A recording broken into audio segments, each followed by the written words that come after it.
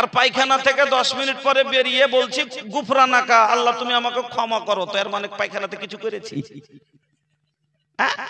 এর মানে পায়খানাতে কোনো ভুল করেছি, না হলে ক্ষমাটা কিসের চাই? বললাম তো পায়খানা থেকে বের হওয়া দোয়াটা বলে দিই নাকি? আচ্ছা, পায়খানা থেকে বের হন তখন কি দোয়া পড়েন? গুফরানাকা। এর মানে কি? এর মানে কি জি ভাই? গুফরানাকার মানে কি? গুফরানাকার মানে হলো আল্লাহ তুমি আমাকে ক্ষমা করো। কথা বুঝবেন, খুব দামি কথা বলছি।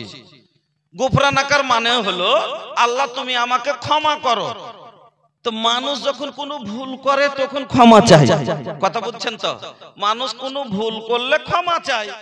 কথাটা যে আমি ভালো মানুষ, পায়খানায় গেলাম আর পায়খানা থেকে বের হয়ে আল্লাহকে বলছি গুফরানাকা, আল্লাহ তুমি আমাকে ক্ষমা করো, তো ক্ষমাটা আমি কিসের চাইলাম?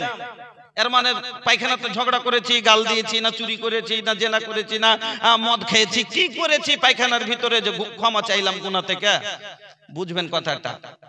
আচ্ছা বলেন তো, যখন মানুষকে যখন পায়খানা চাপ পায়, সে শান্তিতে থাকে না অশান্তি ভাবে? মতন নাই, যদি পারলে সহ্য করবে, এমন হের চাপ পেয়েছে যা সহ্যই হয় না। আচ্ছা বলেন তো, জমি লিখে দিল, লিবে না? কি বলবে? হ্যাঁ বলতে কি না বাবু হো পাইলা তনি হাগি के आबै छी तब दिया लिखी के, हैं बाबू पहले हागल दे हमरो तब दिया लिखी के।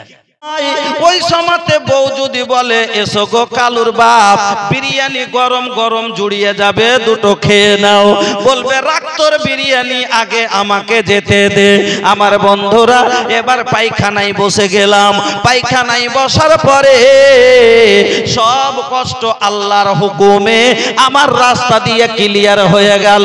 আমি এত আনন্দ পেলাম, আর আমার পেটে যন্ত্রণা নাই, সব কষ্ট দূর হয়ে গেল।